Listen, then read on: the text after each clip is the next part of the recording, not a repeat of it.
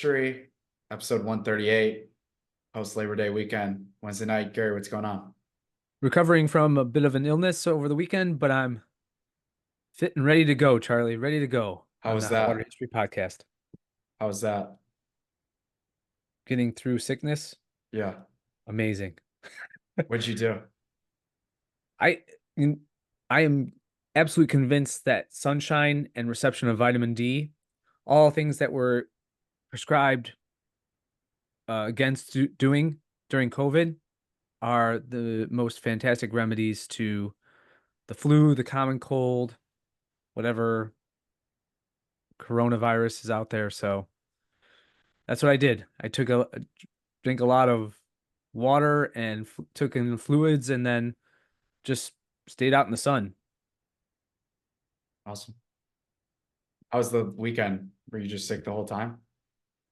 I was, but it allowed me some time to do a lot of reading and I have taken on a weekly hour of scheduled Eucharistic adoration, so that's a wonderful time that I could spend in front of our Lord in the Eucharist, and that's in this beautiful perpetual adoration chapel. And that is my sustenance for the week, my spiritual sustenance, along with all of my other devotionals and uh, as many weekly masses and, of course, Sunday mass attendance and participation.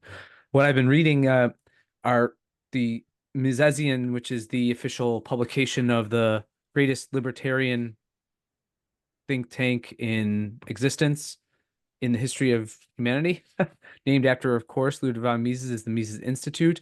Their publication is the Misesian, it was formerly known as the Austrian for Austrian economics, but the most recent edition focuses on war and peace and how disastrous the regime wars have been to especially the middle class in the United States. Excuse me. And then before that, the book that I just completed reading from cover to cover, of course, Ludwig von Mises' chef d'oeuvre, his masterpiece was Human Action, a treatise on economics, and it turned 75. So it was 75 years ago, 1949, when it was published and then disseminated to people to read. It is dense, it's heavy, but it is a revelation in thought. Um, of course, someone as scholarly as Ludwig von Mises intended it to be mass consumed. And while the ideas have to be distilled and are then projected out by other scholars, not everybody is capable really of reading and understanding a lot of human action, but it's a wonderful book. And what I love about it, this is sort of what's called a Festschrift. Do you ever hear what that term is in German, a Festschrift? No. It's a collection of essays that celebrates the life of a scholar by other scholars. And this edition of the Misesian serves as a type of Festschrift posthumously. Excuse me, for Ludwig von Mises. And I love the contributions, especially from Sean Rittenauer. He entitled his article "The Book That Made Me an Economist," which is a nice take. It's a bit autobiographical, but it allows you to get in touch with how someone came to appreciate love and then form a career around the subject matter that was at the center of human human action as a work, but more so at the center of Ludwig von Mises's entire uh, corpus of work. And then also Salerno, Joseph Salerno, who is and has been at the Mises Institute for decades now, wrote Why Human Action is Now More Timely Than Ever. So it really helps us to understand how practical this praxeological economic work is and how fundamentally important it is for us to understand and apply as lessons for today and solutions for the problems that really prohibit our advancement as individuals and society and our cooperation therein. Uh, I am I'm honored to say that I've had the opportunity to meet Joe Salerno on a couple of occasions. The first time I met him, he sat in on my presentation at the Libertarian Scholars Conference on my work, Fastballs and Fast Bulbs, which was analysis of gambling in baseball at the in the 19 teens here in America, and then a comparative history and a comparative economic history with what transpired in Tulip Mania. And I got the Joe Salerno seal of approval. He liked it. He thought it was a fantastic idea. And the way I exposed and then elaborated upon the similarities between the two phenomena, he came up to me and spoke with me for several minutes, actually about 10, 15 minutes, and Gene Epstein then joined in. So I was in a dialogue with two immense minds in economics history, really polymaths, in Joe Salerno and Gene Epstein about my work, which was humbling but edifying at the same time. Hey, when did you want to become a historian? I know that's kind of a loaded question. I know some of the answer to it, but I think more people should know. Talked about the book that made you an economist, or that what Joe Salerno just said. When did you want to be a historian?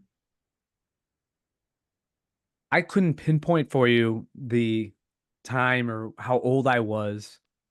I always had an appreciation from history or about learning about history.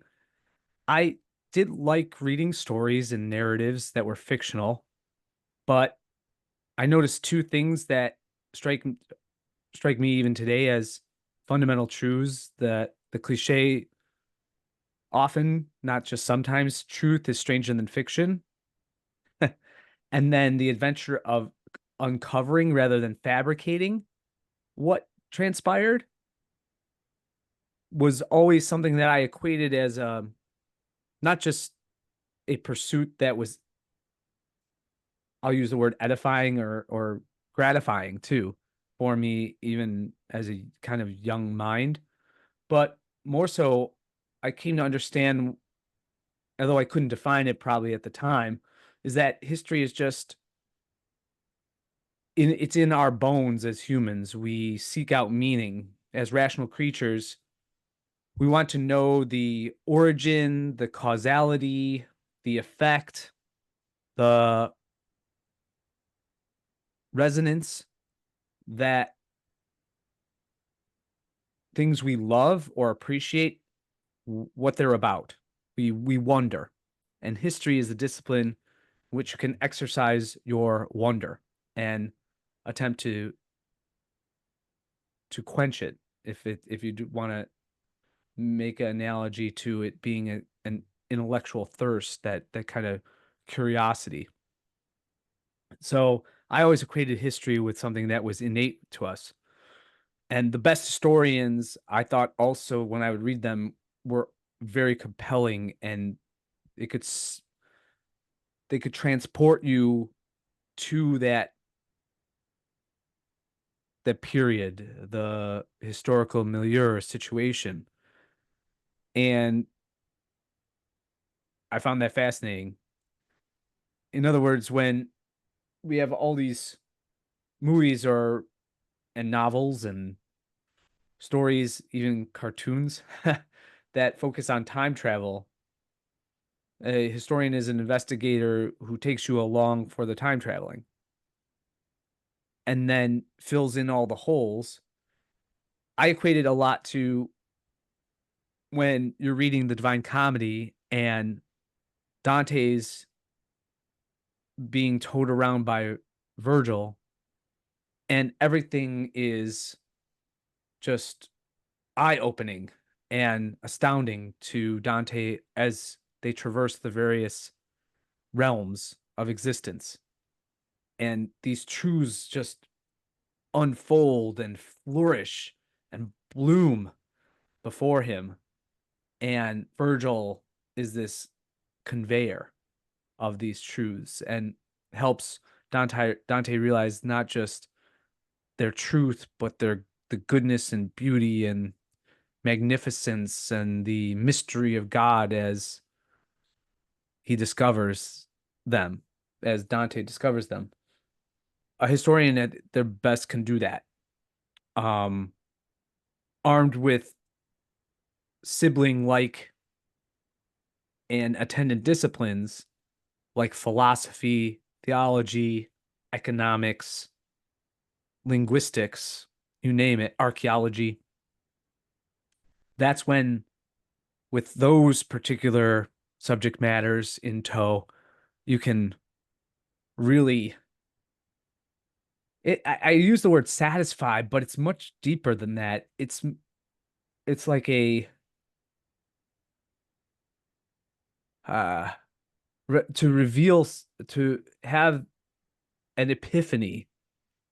If history is done well, it can be constantly revelatory and demonstrable so that people, again,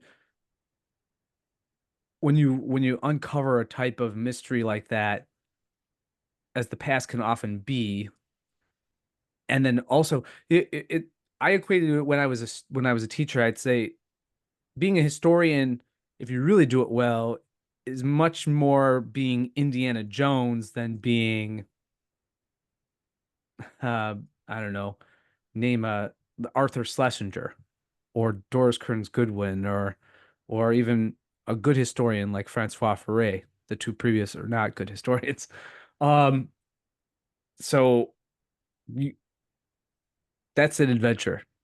And I always fed off the energy when I realized that I could do history well, write it, study it well, do so with perspicacity and attention to doing it correctly in a Thomistic sense, doing it the right way and what is proper to the discipline, and then divulge that and convey it in an let's in an interesting and intriguing, and yes, there's nothing wrong with being entertaining manner to pique people's interests and then have them dive further into and become an investigator alongside you. I found that to be nothing short of thrilling. So that's why I just kept going on and on and on. It I my to this day, my kids make fun of me because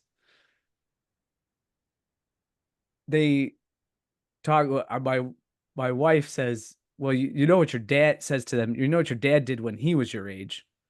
And they'll say, "Yeah, we know." And of course, it was just study maps. I would just look at maps, especially when I was bored in school. I would just look at maps. I study maps, and I to the point where I have a photographic memory of geography and geographical places.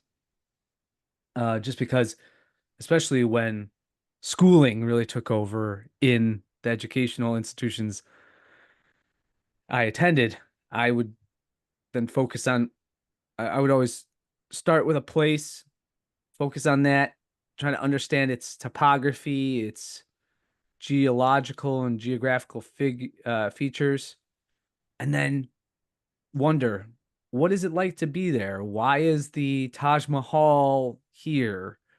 What is Timbuktu? Why is it so legendary? Why did the British send their debtors to this gigantic continent island? What's their culture like as a result in Australia? So, yeah, the more to be a good historian too is to be very toddler-like in your inquiries. Constantly ask why?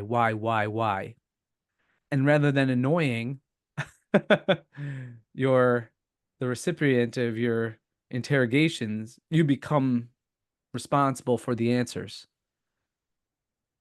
And then there's a type of vocation, once you realize you're good at that, to then convey and communicate your assertions, hypotheses, as well as the analysis of the evidence you found. The biggest thing too, Charlie, is that, and we articulated this and recorded it in the book. It's a passion that you share, I know, because I've seen you engaged in the work. And that is when people wonder why the world is and runs and functions to whatever greater or lesser extent we could even call it functioning, And the establishment or already prescribed account, an explanation for why it works this way, is either wholly unsatisfactory, is full of lacuna and voids, or is totally nonsensical. And yet the powers that be tell us just don't wonder about that, move on. And all of that goading and encouragement to move on and just gloss over the inconsistencies of why we're here, how we ended up here. Whether it's, for example, as we're going to talk about in just a few moments, what is this conception of liberty, right? How is it seen as uniquely uh, American in nature to those who ascribe to the idea that there is a kind of such a thing as an American sense of liberty, or a Western sense of liberty? If those questions aren't answered to a satisfactory way, and the official narrative is so lacking, then it's incumbent upon someone, and I would argue it's those who are best able to, through their knowledge base or their capacity. And I'm going to echo Rothbard here in the true, beautiful division of labor. Whereas I wouldn't expect a carpenter to do that. I wouldn't expect a plumber to do that. And I wouldn't expect someone in finance to do that. I wouldn't even expect a lawyer to do that, fictitious or otherwise. Atticus Finch shouldn't be, and nor is he in To Kill a Mockingbird, writing a history of the Byzantine Empire. But as an historian, I could do that. History is just, it comes, by the way, the etymology of history is just from Eastor in Greek, which means knowledge and understanding. So how do we get from a lack of comprehension to knowledge and understanding? You investigate the past of it. That answers enough for me. You're right, though. When we talk about, I love how you brought up the school point, because sometimes that answer that your teacher gave you about, let's just move off of there, we don't have to talk about that. That's just not good. That's just not good enough for some people. That answer is just simply doesn't suffice that person's curiosity. And It's good enough for the person seeking a credential, or simply a pat on the back, or belonging, but it's not good enough for the critical thinker. In fact, the truly critical thinker, and the more I would call actualized human being, would only be encouraged to defy those orders and pursue the knowledge that is otherwise kept from them. And don't you want to be around those people rather than the lapdogs? yeah, We got too many lapdogs. That's the cancer. We've talked about the conformity of among modernists in modern society, whether it's Pope Francis in Jakarta declaring that we all worship the same God, as he's doing now, or anyone in the political and corporatist and military industrial complex class, because the narrative suits them, because it's gotten them in large part either repeating its tropes and repeating its creeds, whatever it might be, or acquiescence to it in their professional careers. It's gotten them to where they're at. So when you attack it, then you attack them. That's why this whole controversy about the Martyr Made podcast and Daryl Cooper's appearance on Tucker, and where he, yes, I don't think he should have walked this back, but he said he hyperbolized the statement of saying that Winston Churchill was the chief villain of World War II. And all these boomer neocons are going berserk because they were told Churchill was blood, sweat, and tears, and we will fight to the very end, and all these quotable sayings of Churchill. They've been indoctrinated, but believing all of that and regurgitating all of that and nodding as their sophomore history professor declared, like Time magazine, Churchill to be the man of the century. Um, well, then, when they're met with challenges to the fact that, for example, he was a genocidal maniac who, despite all evidence and even a kindergartner's type of analysis of the status of the British Empire, wanted to keep together at all costs, subjugate foreign peoples, was in charge of leading, for example, and encouraging coups throughout the world, from Iran all the way through the Middle East. He was the chief orchestrator of forming Iraq, uh, and ensuring that Britain had a mandate over it. And all of these, and those are some of the more benign actions of Churchill. He was most likely a pedophile. He was beyond that. He, and I taught this when I was teaching both in European and American history. He holds a very wicked distinction, and that's with George Washington. Washington and Churchill, one could argue, are the only two men that could be said to have started through their own actions 2 world wars.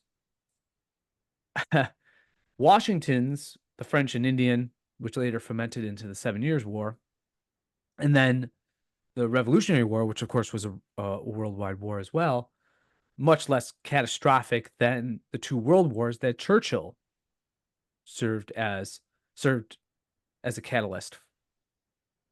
I mean, he, as Gerald Cooper pointed out, and I'm glad he showed this or spoke of this, Churchill just in the beginning of the war randomly bombed these small towns in the Ardennes and Black Forests of Germany because that was the only area he could. So he was targeting civilian populations.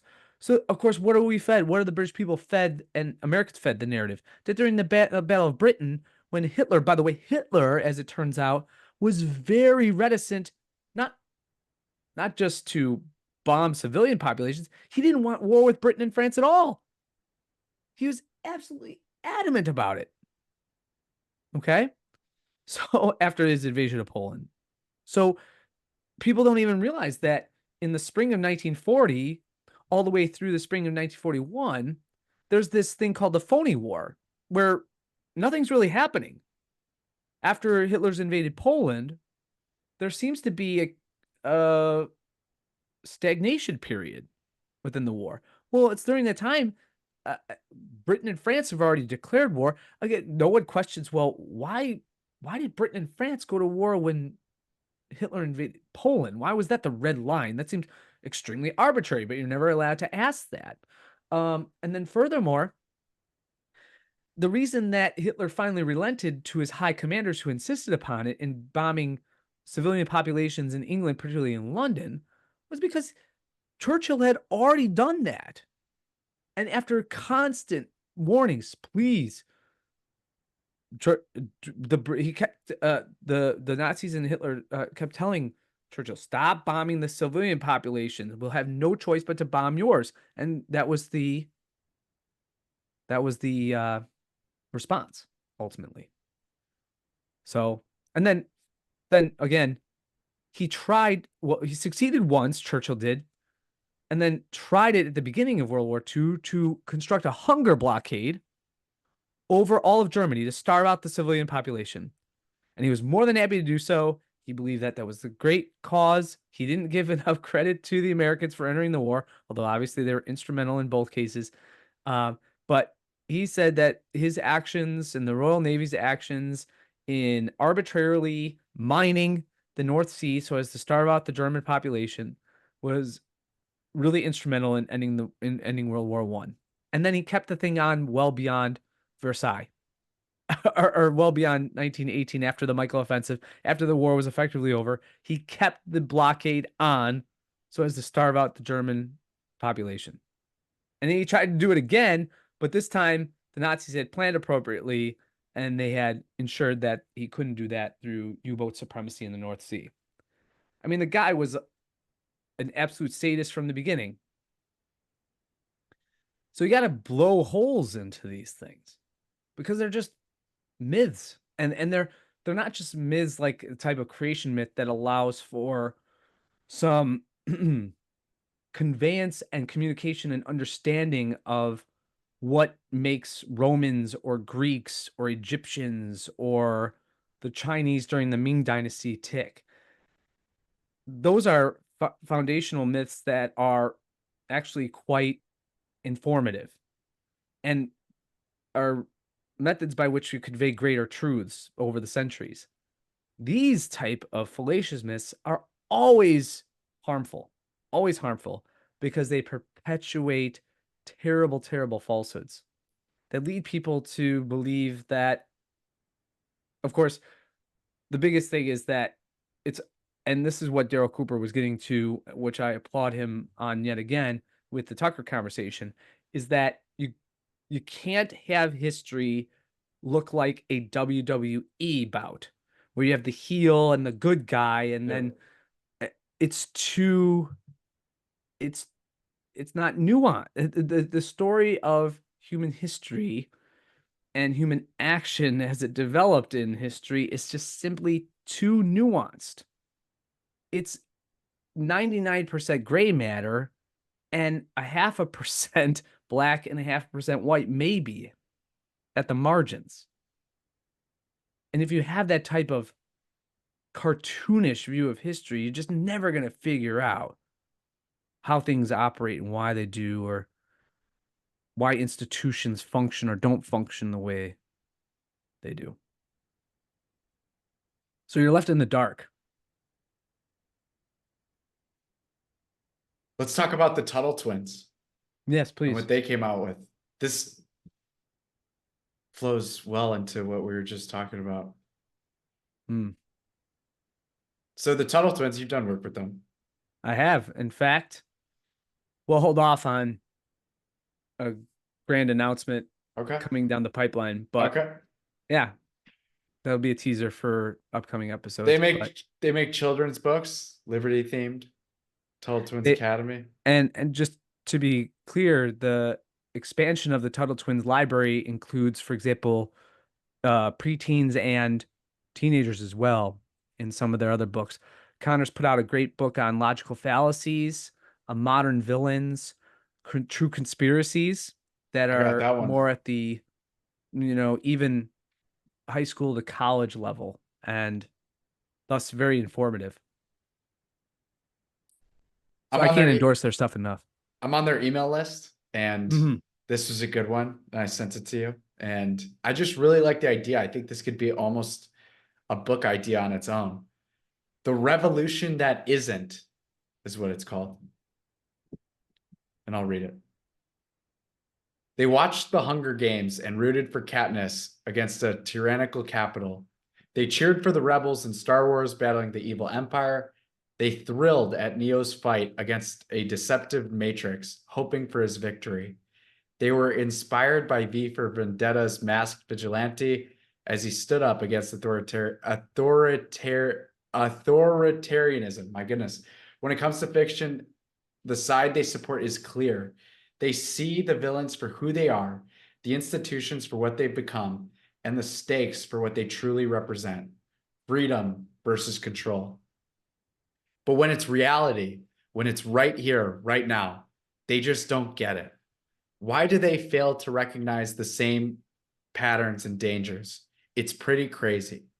How often have we seen our friends, neighbors, and even members who cheer for the resistance and every blockbuster they watch go right back to supporting the systems that oppress, surveil, and manipulate in real life?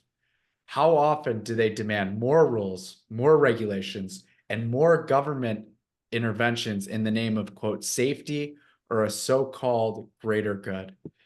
It's like people are stuck in a trance, lost in a matrix of their own, unaware of the real-world control tactics creeping in all around them.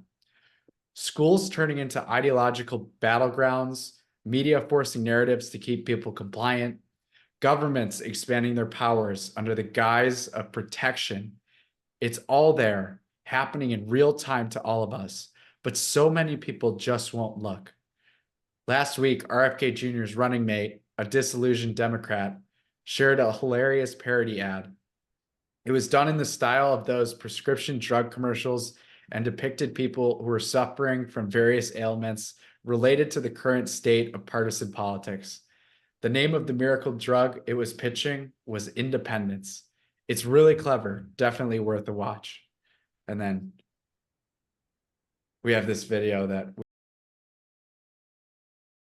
Are you or your loved ones suffering from illnesses such as TDS, also known as Trump derangement syndrome? Do you dismiss or deny the current issues facing our country, such as historic inflation, illegal immigration, corporate corruption, World War III escalations, and the chronic disease epidemic? Are you willing to elect someone who was the least popular vice president in modern history, and who offers no policy or vision for America simply because your brain keeps telling you anyone but Trump? If so, you might be struggling from TDS. Introducing independence. Independence allows you the freedom to finally think independently once again. Instead of believing everything you hear from the mainstream media, independence allows for constructive critical thinking. I used to hear people on the news say things like, Donald Trump and the movement he has encouraged are a threat to democracy. and I instantly believed it. With independence, I now realize the media is run by the Democrat elite, who are a corrupt oligarchy that censors free speech, silences political opponents, supports forever wars, and abandons democracy by anointing its candidates. Independence may not be for everyone. If you enjoy being lied to about your president's cognitive abilities, support Orwellian totalitarianism, or are excited about communist fiscal policy, independence may not be right for you. Common side effects of independence may include an awakening of rational thought, successfully identifying propaganda, freedom of choice, loss of hatred, anti-narcissistic behavior, and love of democracy. I used to blindly hate whoever my party was running against. I didn't care about facts or policy because I was hopelessly indoctrinated. With independence, I'm much more interested in policies that uphold democracy, and I truly care about the health of our country and its citizens. Ask your doctor if independence is right for you, and enjoy your freedoms once again. but video is amazing. We're working hard to break as many people as we can out of the trance.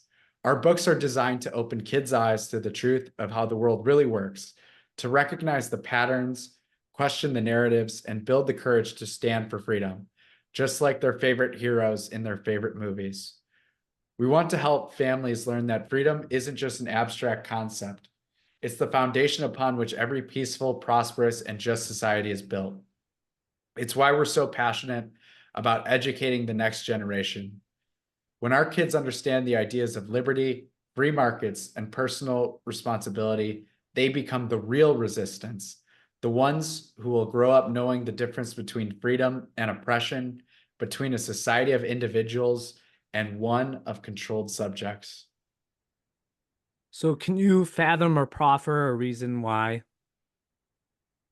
Nicole Shanahan and Robert Kennedy Jr. and other bold independent thinkers, independent minds, can appreciate the the value of rooting for Katniss in the Hunger Games and understanding Neo's war and Morpheus's war in the Matrix, and others can't? I don't get it. I think trance is the right word. A trance. So status quo bias? Yeah. With so many different things, the difference between the gap and I was thinking about a movie or a book idea where it's almost a Matrix spinoff, and they mentioned the Matrix, and that's kind of the Matrix was kind of brought back by Andrew Tate, actually. But having the people watch the movie or watch the entertainment and cheering for the good guys, and then in their own lives, supporting the villains. And I know we just got out of talking. I know we just got out of saying that in history, there's a lot more nuance and there's a lot less WWE villain versus hero. Mhm. But in the current day, I think I think the spiritual warfare is so in front of us and so clear in our everyday lives of good versus evil, of who wants us to be free and who wants us to be trapped, or who wants us to live lives versus be a part of some weird existence where people are just caught in a machine. So it's the comfort of the blue pill. Yeah, I think a lot of it's subconscious. We've discussed this before. I think a lot of people are simply afraid. Sure. I wonder too, analogously, because there was another movie series that was brought to my mind in reading this email from Connor and the Tuttle Twins team, is that we have, I don't know if the Christopher Nolan Batman series would fly today and be the major success that it was. Whoa, okay. This is And a good, I like this take. the reason being is because I would argue that, and it somewhat relates to our treatment of To Kill a Mockingbird and Atticus Finch and the problems that we had with his character, is that rather than seeing Bruce Wayne and Batman as the hero and his fight for justice to be meritorious and to be admired, it's as though today what people are pining for, and I think I know the answer to why, is that they look for the mayor to solve things. Forget Commissioner Gordon, he's too much on the side of letting the vigilante Batman do his thing, and thus he's corrupted. But instead, we're lulled into this inertia of, well, and maybe it's just the ultimate end of and consequence of the moral hazard of having governments being so big and so onerously uh, strangling individual liberties and independent, even dangerous thought, that you just simply, and of course through its taxation and usurpative arms, it's almost by reflex that you just say, well, let's turn to government and have government solve this problem, because that way it doesn't affect me, it doesn't weigh on me. I have to say too, my response, and this is, I have to give proper credit to Michael Malice, because in his response to a question like this of why people prefer comfort and security and what's the word? They find consolation in conformity, is because we have to recognize that there's a clear hierarchy of intelligence, of virtue, of go it alone, strength, independence. And in with institutions, or let's call them just systems that exist within human existence, like something like the free market and the very operation of capitalism, it rewards on that plane, on those planes, the daring, the risk takers, the ingenious. Whereas the mediocre minds, he calls them midwits, which I like that term.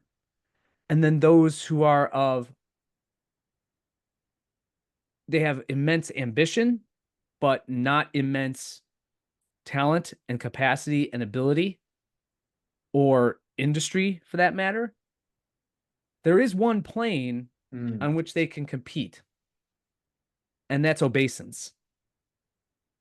They can obey with the best. why they want, so I saw this, why they want social credit scores, because they can compete on obedience. Correct. They can compete on that plane, in that strata, or on that strata, in that sphere. Whereas operate outside of the paradigm of ubiquitous state, corporate, large corporate, that system and cabal, or whatever you want to call it. Well, then you're, in a sense, well, one, you're left you're left by yourself, it would seem from their perspective, but those who are not left by themselves and realize that they're not on this atomistic island, then when, for example, their venture falls or fails, the, say, progressives and institutionalists, the same ones who like the conformity, they realize that they don't have other organic patterns of behavior or institutions in human society upon which, for really all of human existence, people depended. They don't have a family structure or unit, correct? They don't have the church. They don't have the neighborhood. I mean, in my own lifetime, I don't know if you feel this, but the de-evolution of the neighborhood is stark. It's in your face. I mean, to the point where, I feel like I'm kind of an anomaly, that I know my neighbors and I will mow their lawns when they're away, or I'll take out their garbage without asking. And my neighbor Ann will bake cookies for me and just show up and drop them off. Or our other neighbor Melinda will say, well, hey, Gary, if the kids need anything when,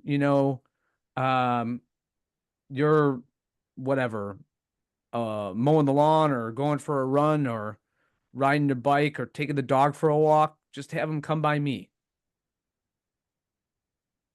So those organic conveyances are, patterns of living, those have been so utterly obliterated by the ubiquitous nature of the state and the desired role that statists want the government to have, that what's left is what makes you meritorious is your obeisance to it. And think of the vitriol that progressives and statists tend to direct to those who, again, want to buck the system, want to form a Catholic rural society, or a kind of Catholic enclave again, or the Amish. They have this. If you ever speak to a progressive about the Amish, and there's this kind of seething hatred for their independence, autonomy, their self-sufficiency, their disconnectedness to modernity. Well, where is that in any other ideological or political system? In even conservatism, there'd be, well, let the Amish be Amish. Yeah. Yeah, there's not a lot of not a big group of people that I see out there that are both unafraid of death and cheering for the rulers. I think there's just a big overlap between fear of death and being a part of the matrix, and then being outside of that, and then not being afraid of death. And I think COVID really dragged that up. Mm-hmm. That the people who aren't afraid to die, when you talk to someone and you just hear them talk for a couple seconds, and you kind of just know, oh, this person. And that's why Catholicism is so important, is because it prepares you for death. And in that way also makes you, in the earthly sense, a lot more brave and courageous. because in a way you're ready to go right now. But you talk to people who are, like mentioned in this article, will for an hour 30 of their life, they'll cheer for the resistance, but then for the rest of their lives, they'll actually support that tyrannical state. Yeah. Those people are Authoritarians. those people are the most afraid of Yeah, dying. for sure. For sure.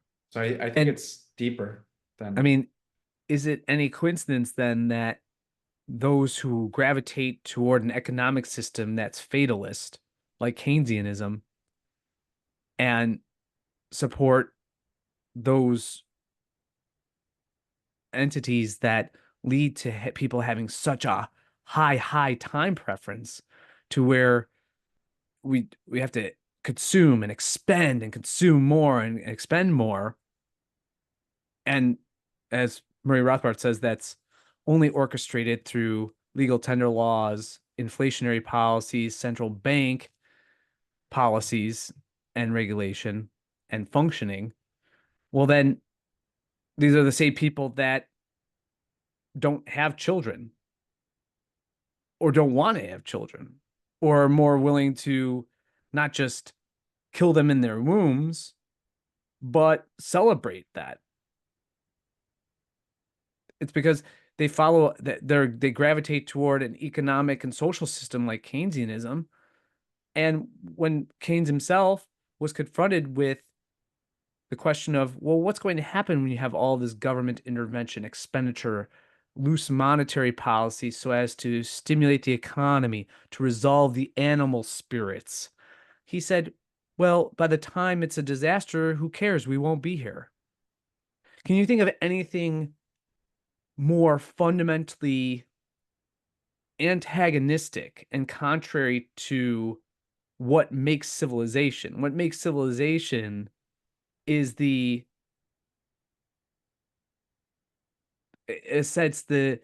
quelling of the appetite for immediate gratification in preference for low time preference, so as to build up capital goods and the mechanisms and the structures, whether they be cities themselves or institutions as well, that lead to human flourishing, but the immediate gratification for which has to be delayed and might not even be realized. Think about the virtue of previous generations who, I mean, a case in point, if those of you who are, this always makes me think of Berwyn and Cicero. For those of you who aren't from the Chicago area, Berwyn and Cicero are two nearby suburbs. They were early suburbs of Chicago. And the main thoroughfare through both towns, which were largely populated in the early 20th and mid 20th century by a lot of bohemians, or as my Irish grandfather always called them, bunch of bohunks, the derogatory term for bohemians, and Poles and Germans, okay, and Slovaks and Eastern Europeans. And they were so thrifty. I mean, I remember my grandfather, who was a good Austrian German, always gave me this little pack. It was a duofold, and it was just cardboard. It said, put a quarter in here and then take it to First Savings and Loan on Cermak Avenue, the main thoroughfare. And when you got to $5, okay. So there were so many slots. And once you got there, you took it to your banks for your savings account. Okay. If you, even today, although the banks aren't there, the buildings, the hollowed out buildings still are. That thoroughfare, which is Cermak Road, was just lined with gigantic banks because they were intent upon building up something that would persist and perdure beyond even their lifetime. For their families, they wanted to establish something that they couldn't in the old world. They wanted to cement and have grow here. That was their preference. And all of the things, including central banks and the treasury and the state itself, are constantly moving us and goading us into such high time preference that we have $34 trillion in debt. You think about how scandalous that would have been to those savers opening up little savings accounts, Yeah. On Cermak Road back then.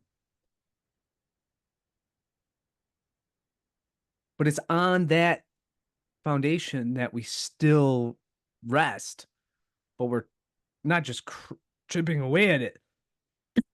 We're destroying it. We're taking a sledgehammer to it. We're taking the jackhammer and the nuclear weapon and warhead against it, if nuclear weapons exist. For another episode. Do you want to talk about a nearby town in the Chicagoland area that's not so thrifty? Borders both of them. It's true. Mm-hmm. Here it is. Meanwhile in Oak Park. We should go to your gay suburb now. People's favorite segment. I got the flag. Shout out to Trevor Alcorn for gifting me this flag. Not sure how this would get by today. We might actually have to ask the village for an apology. Correct. As I am offended by this flag. And I think Oak Park needs to do more to erase its history. I would argue that Vicky Skaman will be mandating that as this podcast airs and your pennant is behind there, that there be a visual censor over the Indian head. Yeah. First story, Grace Episcopal hosts discussions on banning books. Some of the books in the Bible didn't get by the censors. No, wait, come on. That's not a byline, right? Oh my God. Were you slow playing this? Yeah. You didn't mention this before. No, I know. Okay. You're slow playing it now. Yeah. I wanted to see if you're still awake. Out there, man. Grace Episcopal Church will host a 5-week education and discussion series called Banned Books of the Bible, inspired by a push by some national groups to ban certain books from libraries and school curricula. Reverend John Rumpel will lead the series, which begins during the church's regular service at 10:30 a.m. September 8th. It will also be broadcast online. The series is open and free to all. In addition to the educational portion of the series, in-person discussions will be held at 7 p.m. on Wednesdays for 5 weeks, starting September 11th. Members of the congregation will also lead discussions at 1 p.m. on Wednesdays online. Discussion questions, background information, and reading are also available online. According to a Grace Episcopal Church press release, one of the earliest examples of book banning is when Christian authorities decided which books would be included in the Bible. During the series, Rumpel will discuss texts that were excluded. Oh, great. This is so those how they said how Christian authorities, not Catholic bishops, right? Those texts are called the Books of Enoch, Bel and the Dragon, the Shepherd of Hermas, the Gospel of Thomas, and the Acts of Paul and Thecla, according to the release. Molly Gwynn, a member of the Communications Committee for Grace Episcopal Church, said at the time that these books were excluded. There were a lot of diverse Christians with diverse beliefs, but the Roman Emperor Constantine called on bishops to create an authoritative belief and text. Oh, here we Quote, go. It's one of the earliest examples of the kind of movement to control what is available to be read, Gwynn said. They did it. Oh, it's not as if hold on. We'll get your statement after this because you're gonna have a lot to say. Sorry, I'm jumping out of my chair. There are movements to kind of create the quote acceptable reading list for young people, for example. This is an early example of that same way of thinking, which is controlling the kind of ideas that people are exposed to. Banning books, whether in historical or in modern times, limits the variety of what people are exposed to, Gwynn pointed out. Books are an opportunity for people to share different beliefs and thoughts, she said. Quote, it was pretty serious for the early Christians because they weren't just reading it. This is what they were supposed to believe, she said. But they weren't reading at all. In Oak Park, Gwynn said there's a, quote, fabulous education system that creates appropriate curriculum along with a, quote, wonderful public library. But nationally, banning books has become a topic of conversation among certain groups. Quote, we would like for people to be curious about the series, Gwynn said. It's not totally specialized. It has general application. All right, we have more stories, but we're gonna go to the big rich-eyed screen here. God, when will this The whole mental gymnastics this one takes there's some deep stretches here. yeah, and all the apocryphal historical claims are just they're too many to mention, right? But let me focus on a couple. When setting aside those books, or setting forth those and declaring, as Athanasius did officially in a Paschal letter in the 4th century, what were going to be the authoritative books, and those that were, by the way, the Book of Enoch is sometimes included as an extra canonical book within the Bible, but oftentimes, and even those who were copying monasteries and the monks inside them that were copying the Bible would include as a sort of aside the Book of Enoch within. So these extra canonical books, which were deemed by the early Christians and the vast majority of them and the authorities within the church as being heretical, oftentimes Gnostic, and thus outside of the purview of the tradition as is handed down by Christ, formed by Christ, to the apostles and then their successors in the Christian communities that existed within first the Roman world and then throughout the known world. They were not going out and precluding people from reading them. By the way, there's the assumption there that, again, it's this historical conceit that and presentism that what are they thinking? That everyone's living in like in a park in the middle of the Egyptian desert and everybody's able to read? You're talking about a very small minority of people who can even read the Greek or read the Hebrew or read the Latin in which the earliest translations of the Bible were made. So this idea is like, what are you talking about? And then, of course, the extreme. It's always the Constantine. It's they read that stupid book Constantine's Sword or something like that, and declared that. And I forget, it was something John Carroll wrote that book. He was a total anti-Catholic, pseudo intellectual, and that the Catholic Church was out there banning books like the Nazis and prohibiting people from reading them because they had this authoritative take on, try to distill within the Bible from all of the different books within the codex that is the series of was judged as canonical, all the things that would have been just solely advantageous for the church. I mean, what are you talking about? How is it advantageous for the church to include the Book of the Apocalypse? It's like, what benefit redounds to the church in that regard? I mean, it's just it's nonsense. They're just marching out stupid anti-Catholic tropes. Yeah, it makes it seem like the Bible's some easy book to read too. Not it's filled not just with it's not just extremely challenging for anyone with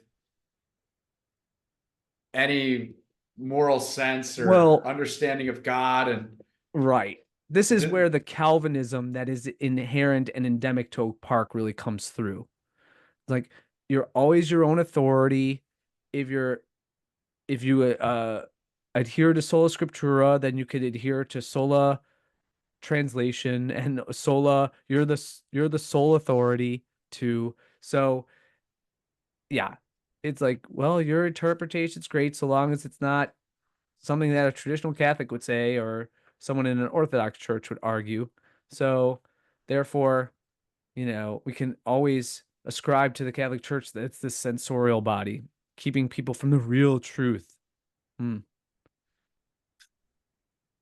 right. I think we covered that one. Second story. OPRF's employee demographic shows increase in faculty of color. Black and Hispanic student population continues to grow. Okay. Oak Park and River Forest High School District 200 released its employee demographic trends from 2019 to 2024. showing an increase of 5% in faculty of color. The quote 2019 to 2024 employee demographics and retention trends was presented during the August 22nd Board of Education meeting as an information item with no action needing to be taken. Due to that increase of faculty of color, the gap between the goal of the district to have 35% of overall faculty narrowed from 13% in 1919 to 2020, or 2019 to 2020, to 6% in 2023 to 24, according to the presentation given by Roxana Sanders. Oh my gosh. Assistant Superintendent of Human Resources, and Janelle Bishop, Director of Employee Relations and Recruitment. What? So the gap between the goal of the district to have 35, Right. okay, Yeah, it makes 35%. sense. It's very poorly worded, but the gap was 13, and then they narrowed it down to 6. So essentially, what they're arguing is that So it used to be 22. And now right. it's So 29. What? So yeah, it used to be 22. So it was 22%. This is the craziest. That increase of faculty of color, the gap between the goal of the district to have 35% of overall faculty being faculty of color narrowed from 13% to 6%. Right. So essentially, they're saying 29% of the faculty is Black or people of color at the moment. Right? Yeah, I don't get how you can be a white teacher there. Well, unless you're the there's a legit agenda. Masochistic type. They're using percentages. This isn't just we want there to be more classes to have more teachers. This is divided by 100. So if someone hops in, someone's got to get out. Yeah, no, that's true. Well, it just seems that there's got to be an effective hiring freeze on white people. Yeah. I mean, to attain those goals. I guess we'll find out. Quote, progress is slow, but it is steady. And so for that, I applaud the work, said Board President Tom Kofsky. In the new district strategic plan adopted by the board with a vote of 5-1 during the April 25th board meeting, the district hopes to increase workforce diversity and representation of faculty of color to 35% by August 2028. And with just enough racism, they're going to get there. According to the comparative demographic student and faculty data provided for the 2019-20 school year, 57% of students were white, 18 were Black, 13 Hispanic, 8 multiracial, and 4 Asian American or Pacific Islander. In terms of faculty, 76% white, 11 Black, 8 Hispanic, and 5 Asian American or Pacific Islander. During the 2019-20 school year, there was a -7% difference between faculty and student representation for Black students, and a -5% difference between faculty and student representation for Hispanic students. White faculty surpassed white students by 19%. Okay, so they basically just did the math here. This is 19. Yeah. For the 2024-25 school year, the comparative demographics for student and faculty showed 54% of students are white, 16 Black, 16 Hispanic, 10 multiracial, 4 Asian American or Pacific Islander. White faculty made up 71%. The remainder were Black, 12%, Hispanic, 11%, multiracial, 1%, or Pacific Islander, 5%. Okay. The differences between faculty and student, oh my gosh, I'm not just, do the math here. So, quote, this is very helpful in providing a long-term view of trends and showing how we are moving the needle for some of us who have been around for a long time, Kofsky said.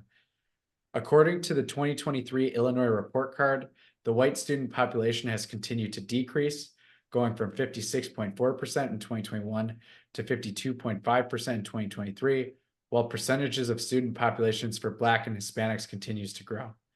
In 2021, 18.1% of students at OPRF were Black, compared to 19.8% in 2023, while in 2021, 13.1% of students at OPRF were Hispanic, compared to 14.6% in 2023. Board member Mary Ann Mahanraj inquired about how the district works to recruit from teacher education programs for universities, including UIC. Recruitment services are in effect at various teacher education programs, both in-state and out-of-state, Sanders said. However, other options such as internships or certain pathways can be hard to navigate as the district simply does not have the openings to contract new teachers all the time. Quote, we don't have enough positions to say that we will provide financial assistance and you have to sign an agreement that you will come work at the district because we don't have those vacancies, Sanders said. We have a limited number of teacher positions that we fill this year. Retention rates for the high school were also shared. According to the data provided, retention rates for both faculty and faculty of color have increased from 2020 to 2023, going from 95% for faculty and 89% for faculty of color to 96% for both.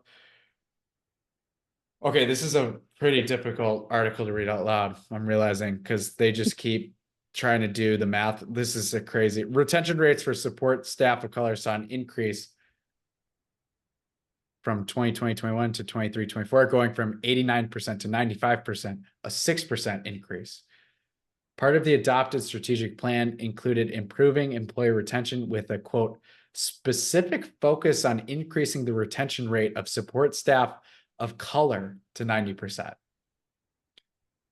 Overall employee of color retention rates increased from 87% during the 2021 school year to 94% for 2023-24. Doesn't that sound like race-based raises? It definitely, I'm getting that vibe a little bit. Shouldn't you want a certain amount of retention just across the board? If you were, and if you ever got wind of this, if you were black, wouldn't you be like going in every other week going, I think I'm gonna leave to your boss, no matter what you were, if you were the custodian or you were the Spanish teacher, right? Ooh, just got another offer letter from Evanston. What do you think? And maybe if you, not only will I'll take that bonus you're gonna give me, as long as you double it if I get whitey down the hall out, then I could really increase the ratio of black teachers to white teachers.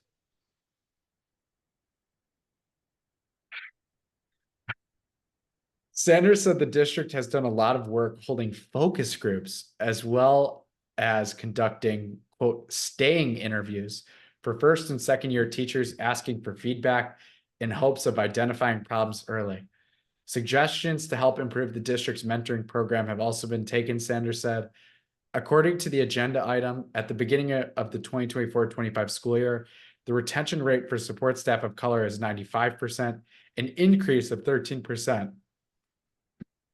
from the 23-24 school year. Yikes. Yikes. There you go.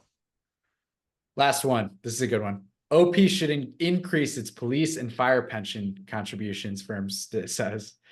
The total recommended contribution increased from 13.8 million to 14.4 million. A certified public accounting firm, Lauterbach and Amen, recommended that the village increase its contribution to the police and fire pensions from about 13.8 million to 14.4 million. The police and fire pension funds pay for retirement benefits for those respective public service workers. According to Robert Reitz, principal of actuarial services at Lauterbach and Amen, the changes are needed because of fluctuations in staffing and the number of people receiving retirement benefits, which include eligible surviving spouses of public service workers. These pensions are funded through the property tax levy. And we tried to kill them all off during COVID, and not enough of them died. Yeah. In fiscal year 2023, the Oak Park Fire Department hired 8 members, while 4 members retired and 3 retirees and 1 member with a disability died, all of whom had an eligible surviving spouse for retirement benefits. 1 surviving spouse also died that year. For the Oak Park Police Department in 2023, 3 members were hired, 5 retired, 1 became disabled, and 10 terminated their employment. Also, 5 retirees passed away, 4 of whom had an eligible surviving spouse. 3 surviving spouses also passed away. All of these changes affect the recommended contributions to pension funds. Both pensions also have a minimum contribution mandated by the state. Oak Park has, on average, exceeded those minimum contributions for the last 5 years. For the next fiscal year, Lauterbach and Amman recommended the village contribute about 6.8 million for the fire pension and about 7.6 million for the police pension, for a total of $14.4 million. The state mandated minimum contributions were less, at about 5.5 million and 6.3 million, respectively. The recommendation, if adopted, means the police pension contributions would increase by $294,832, and fire would increase by $357,330 from the previous year. Combined, this is about a 4.7% increase. Neither Oak Park Pension Fund Board have submitted the request for funding yet, according to village officials, but they are expected to ask for this recommended amount. Quote, I would imagine that we would see these numbers have some pretty significant fluctuations at some point down the line because we're currently so understaffed, Trustee Lucia Robinson said. And Trustee Brian Straw said hiring is going well for police who have been significantly understaffed. So he said he'd like the village board to take that into account, potentially by contributing even more to the pension fund than the firm's recommendation. Quote, if we know that there's going to be some costs and we think that there's going to be a year where we're hiring 10, 15 new officers, that would be a significant additional cost, Straw said. I don't want that to create a spike if we can smooth it out by predicting it. REITs agreed that would be a reasonable consideration for the board to offset dramatic increases over time. Quote, we all talk about how safety is one of the core responsibilities of village government. I think we should talk about that sentence for a little bit longer. We all talk about how safety is one of the core responsibilities of village government.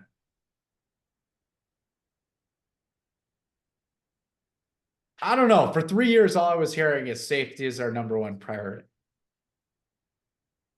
And now it's just one of the core responsibilities.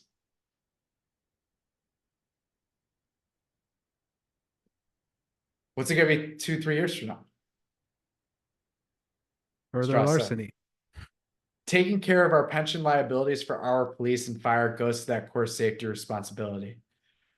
Oak Park also has unfunded liabilities or unpaid debt, shocker, REIT said, for each pension fund. For fire, it's about 70.9 million. And for police, it's 80.5 million. This is due to be paid off within the next 17 years, REIT said. Today, Oak Park is paying about 8 million in retirement benefits for firefighters and about 10.5 million for former police officers, for a total of about $18.6 million, but that's expected to increase. In 5 years, REIT said expected benefit payments could be totaling about $22.5 million, a 21% increase. And then those payments are expected to be about 26.2 million in 10 years, a 41% increase. That's based largely on how many employees will become eligible to retire in those upcoming years. Quote, the costs that you're paying today are from yesterday's workers, REIT said. There's going to be a point where today's dollars are paying for today's dollars. Yeah, we'll see. That's the concept that we're trying to target. The village board is not expected to approve a final budget for fiscal year 2025 until December. The fiscal year for Oak Park is January 1st to December 31st of each year. Wow.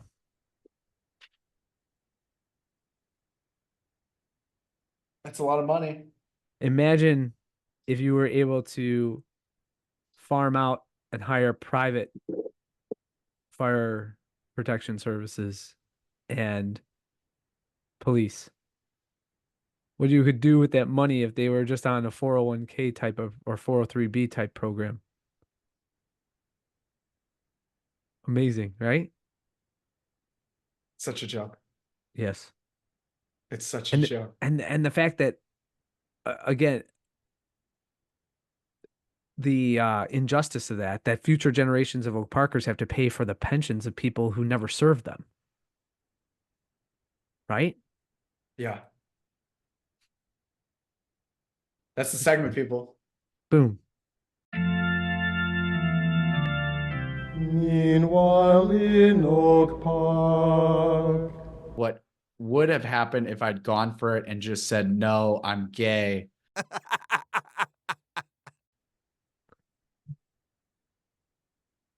Yeah. I kind of got a crush on Nicole Shanahan.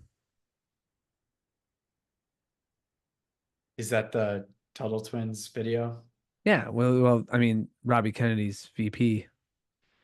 Oh, Yeah, she's smart. She's cute. She's rich. So, and I enjoy. I think she's one of the good people. She's a goodie, as Delingpole would say. So, did but you I listen could to be his fooled. episode with Alistair? Oh yeah, Alistair, and then who did he just have on? He had someone on the Manchester bombing. Um, really wild stuff about how that's such a total debacle and conspiracy. But anyway, That's all I got for tonight. I'm pretty Yeah. tired, not gonna lie. Shout out to our sponsors. buy Trinitine Sponsor. Brewing. Sponsor. Buy Trinitine Brewing stuff. It's the best stuff on the market. So you want to be stylish like me, go out and get some Trinitine Brewing t-shirts, glasses, mugs, other paraphernalia. Yeah. That's all I got. You got anything else? Until next time, peace. God bless.